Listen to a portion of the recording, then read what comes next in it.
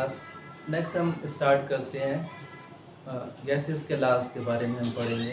Generally हमने जो equation drive करनी है जनरल गैस इक्वेशन, उस तक पहुंचने के लिए हम कुछ गैसेस के लॉज को स्टडी करेंगे, जैसे बॉयज़ लॉ है, चार्ल्स लॉ है, इसके बारे में हम पढ़ेंगे। आज जो हम स्टार्ट करने लगे हैं वो बॉयज़ लॉ के बारे में पढ़ने लगे हैं। बॉयज़ लॉ क्या है?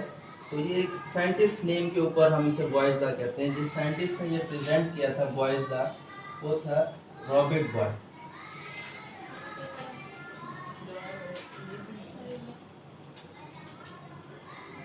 इन 1662 के अंदर प्रेजेंट किया था बॉयज़ लॉ। इसके लिए जो हम रॉबर्ट बॉयल था, ये एक केमिस्ट नहीं था, बेसिकली ये नेचुरल फिलोसफर था। लेकिन नेचुरल फिलोसफर होने के साथ साथ ये काम करता था, फिजिक्स के ऊपर भी काम करता था, केमिस्ट्री के कुछ इसने काम किया, कंबाइंड ही काम किया। लेकिन जिसके लिए फेमस है वो गैस लॉ के लिए है, वो क्या है? Boys law. ज़्यादा जो फेमस वर्क है वो इसके किसके हवाले से? बॉयज़ लॉ, गैसेस के लॉ के हवाले से इसका फेमस वर्क है।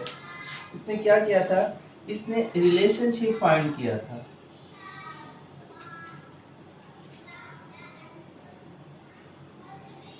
between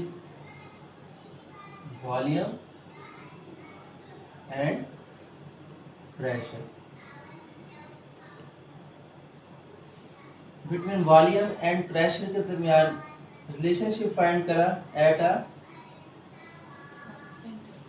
constant temperature. ये इसका मेनली वर्क था कि जिसने जस्ट क्या किया, वॉल्यूम और प्रेशर के दरमियान रिलेशन फाइंड किया कि वॉल्यूम को वेरी करेंगे तो प्रेशर पे क्या इफेक्ट पड़ेगा, या प्रेशर को वेरी करेंगे तो वॉल्यूम पे क्या इफेक्ट करेगा। लेकिन क्या लिया जी? कांस्टेंट लिया। क्या? कांस्टेंट टेम्परेचर पर जो कंडीशन अप्लाई की, कांस्टेंट टेम्परेचर पर। क्या इसकी डेफिनेशन क्या बनती है हमारे पास? The volume of given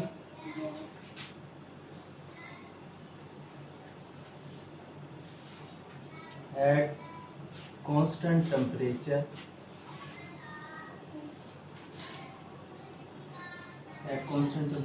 is inversely proportional.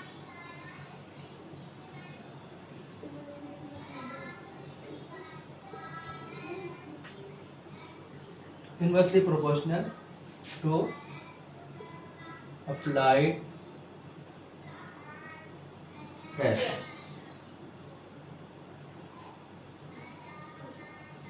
The volume of a given gas at a constant temperature is inversely proportional. Inversely proportional क्या मतलब है कि अगर हम प्रेशर को इंक्रीज करेंगे तो वॉल्यूम क्या होगा? डिक्रीज होगा। अगर प्रेशर को डिक्रीज करेंगे तो वॉल्यूम क्या होगा? इंक्रीज होगा। अगर मैथमेटिकल फॉर्म के अंदर लिखें तो हम किस तरह लिख सकते हैं?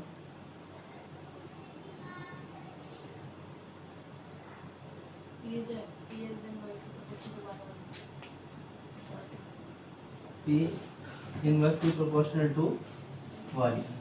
प्रोपोर्शनैलिटी के साइन को खत्म करने के लिए हम कोई प्रोपोर्शनैलिटी कांस्टेंट देंगे। यहाँ पर क्या है हमारे पास? K over V। ठीक है, अगर K ओवर V इसको रीअरेंज करें इस इक्वेशन को, तो ये हमारे पास हो सकता है PV is equal to K। PV is equal to K। अब ये जो हमारे पास एक इक्वेशन बनी है PV is equal to K, ये हमारे पास एक और डेफिनेशन देती है इसी बॉयज़ लॉ की। वो क्या है कि the product of pressure and volume of a given mass at a constant temperature and a constant number of volume या constant given mass of a gas is equal to a constant value. कि किसके equal होगा? Constant value के equal होगा। यहाँ पे condition भी है। यहाँ पे कंडीशन क्या है कि टेम्परेचर को हमने क्या लिखना है? कांस्टेंट होना चाहिए। एक टेम्परेचर को हम वेरी नहीं करेंगे, टेम्परेचर को हम वेरी नहीं करेंगे। अगर 25 पे है तो हम 25 ही रखेंगे, 30 पे है तो 30 रखेंगे, जो हम पहले सेट कर लेंगे पहले। तो उस टेम्परेचर, स्पेसिफिक टेम्परेचर पर वॉल्यूम और जो हमारे पास है प्रेशर पे जो प्रोडक्ट होगा वो किसके इक्वल होगा? सम कांस्टेंट के इक्वल होगा, किसी भी कांस्टेंट वैल्यू के बराबर होगा। एक तो ये है कि हमने कहा था कि कांस्टेंट टेम्परेचर होना चाहिए। दूसरी कंडीशन क्या है इस दोनों के सेम होने के लिए? क्या है कि नंबर ऑफ मोल्स जो हम जिस गैस के हम टेकन करें सिलेंडर के अंदर, वो भी क्या है? उसको भी हम वेरी नहीं करेंगे, उसको भी हम वेरी नहीं करेंगे। तो जब जाके इसका जो प्रोडक्ट आएगा वो क्या आएगा, हमेशा सेम आएगा। जैसे 4 डिग्री 4 आगे एक्सपेरिमेंटल वेरिफिकेशन में देखिए, ये हमारे पास सिलेंडर है, इसके अंदर हमने गैस को इनटेक किया हुआ, ठीक है।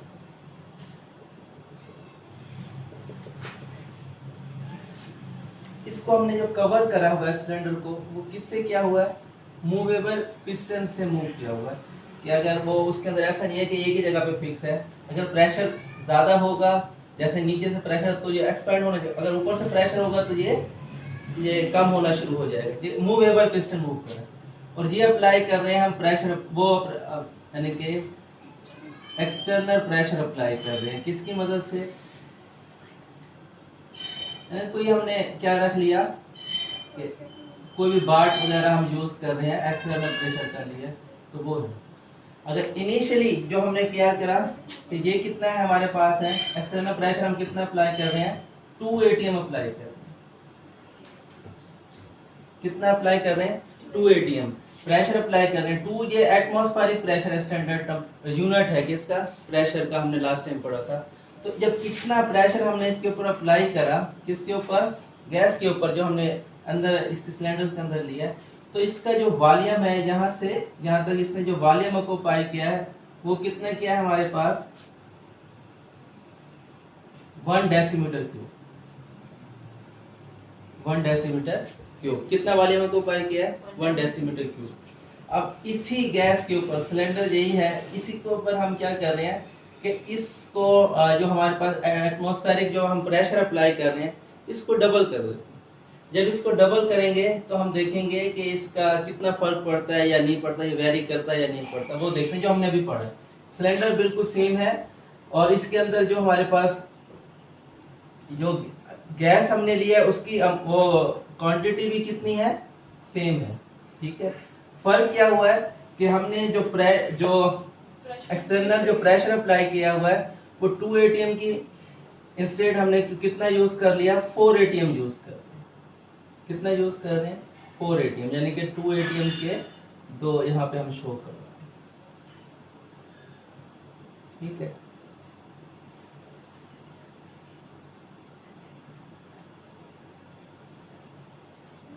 अब जब हमने इस प्रेशर को इंक्रीज करा है, प्रेशर को, एक्सटर्नल प्रेशर को इंक्रीज करा है, जब एक्सटर्नल प्रेशर को इंक्रीज करा है, तो ये कितना हो गया हमारा एक्सटर्नल प्रेशर, 4 atm हमने कर दिया। जब हमने 4 atm किया तो वॉल्यूम क्या हो गया, डिक्रीज हो गया। वॉल्यूम क्या हो गया, डिक्रीज हो गया। अब पहले यहाँ से यहाँ तक था, अब यहाँ से यहाँ तक जो वॉल्यूम है, तो वो कितना हो गया हमारे पास, 0.5 डेसीमीटर, 0.5 डेसीमीटर क्यूब। नेक्स्ट हम कहते हैं कि इसी को, अगर हम जो एक्सटर्नल प्रेशर है, कि इसी को हम और इंक्रीज करते जाएं। अच्छा, यहाँ पर देखिए हमने एक्सटर्नल प्रेशर को इंक्रीज कर दिया है, कितने, 6 atm। ठीक है। अब ये जो वॉल्यूम है डिक्रीज हो गया, कितना हो जाएगा, 1/3 हो जाएगा, 0.33। ठीक है। अगर इससे एक और स्टेप पे चले जाएं हम, यानी कि अगर यहाँ पर कितना कर दें, 4 कर दें, कितना कर दें, 4, ठीक है। तो इसका जो वॉल्यूम ऑक्यूपाई होगा वो क्या हो जाएगा, और भी ज्यादा श्रिंक हो जाएगा या डिक्रीज हो जाएगा। यानी कि जहां पर हम 8 atm प्रेशर अप्लाई कर रहे हैं, तो जो गैस का जो वॉल्यूम होगा वो कितना होगा हमारे पास, 0.25 डेसीमीटर, ठीक है। अब हमने जब प्रेशर अप्लाई करा, एक्सटर्नल प्रेशर अप्लाई किया, यहाँ से इस नंबर 4 तक जाते हैं, तो डिफरेंट वॉल्यूम डिक्रीज हुआ, लेकिन हमने जो अमाउंट ऑफ गैस है, जो ये गैस लिया है, सबके अंदर कितनी ली, सेम लिया, ठीक है। अगर हमने देखा था कि हमने कहा था कि PV is equal to K, कब K है कि टेम्परेचर भी क्या है, हमने किया 25 डिग्री सेल्सियस, यहाँ पे हमने लिया हुआ, ठीक है। यानी कि सबका टेम्परेचर क्या है, 25 कांस्टेंट लिया है, और अमाउंट ऑफ गैस भी क्या है यहाँ पर सबकी सेम है। हम सपोज करते हैं कि 2 मोल्स हमने लिए हुए हैं, सबके अंदर ही क्या होगा, 2 मोल्स ही होगा, हमने वेरी नहीं किया। तो बॉयज लॉ की जो कंडीशन थी वो हमने क्या कर रहा है, फुलफिल कर दिया। अब देखते हैं कि जब हम PV is equal to pressure और वॉल्यूम का जो प्रोडक्ट है सबका सेम आता है या चेंज आता है, ठीक है। जैसे अगर P कितना है, अगर फर्स्ट के केस के अंदर हम देख रहे हैं कि 2 को मल्टीप्लाई करेंगे, वॉल्यूम कितना है 1 है, आंसर क्या आया हमारे पास 2। ठीक है, दूसरा हमारे पास है यहाँ पर 4 ATM को करा मल्टीप्लाई करेंगे 0.5 से, क्या आंसर आएगा हमारे पास 2 ही आएगा। थर्ड नंबर पे है कि 6 को मल्टीप्लाई करेंगे 0.33 से, 2 ही आएगा। नंबर 4 देख रहे हैं हम, यानी कि 8 को मल्टीप्लाई करेंगे 0.25 से, क्या आंसर आएगा 2। यानी कि जो हमने कहा था कि जो सेकंड डेफिनेशन हमने पढ़ी थी, the product of volume and pressure of a given gas at a constant temperature has a some constant value. अब देखें सबके दरमियान क्या हो गया, कांस्टेंट वैल्यू। तो यहां से हम कह सकते हैं ये बॉयज लॉ इज प्रूव के हमारे पास क्या है, बॉयज लॉ कि जो हमने कहा था कि सेकंड जो एक्सपेरिमेंटल वेरिफिकेशन से कि सब कांस्टेंट वैल्यू आएगी अगर हम टेंपरेचर को वेरी ना करें और गैस के अमाउंट को वेरी ना करें, गैस के अमाउंट को या मैसेज को वेरी ना करें, तो सबका क्या आएगा, कांस्टेंट आएगा। ठीक है, तो ये था इसकी एक्सपेरिमेंटल वेरिफिकेशन के थ्रू। अच्छा, इसको मेजर करने के लिए हम यहाँ पे क्या कर सकते हैं, मैनोमीटर लगाते हैं, आपकी बुक में दिखाया होगा मैनोमीटर। तो ये एक इंस्ट्रूमेंट होता है जिससे हम प्रेशर को मेजर करते हैं। ठीक है, तो लैब के अंदर बैरोमीटर हम यूज करते हैं, जो बाहर जो वर्क करते हैं। Graphical representation of boys law कर रहे हैं, ग्राफिकल रिप्रेजेंटेशन। तो हम क्या करते हैं, एक हमने ग्राफ ड्रा करा है, 2 एक्सिस है इसके, एक हमारे पास क्या है एक्स एक्सिस है, तो दूसरा हमारे पास क्या होगा वाई। 2 एक्सिस है हमारे पास, एक हमने ग्राफ कर रहे हैं किसके लिए, बॉयज लॉ को। जो हम ग्राफ ड्रा कर रहे हैं वो किसके दरमियान कर रहे हैं, प्रेशर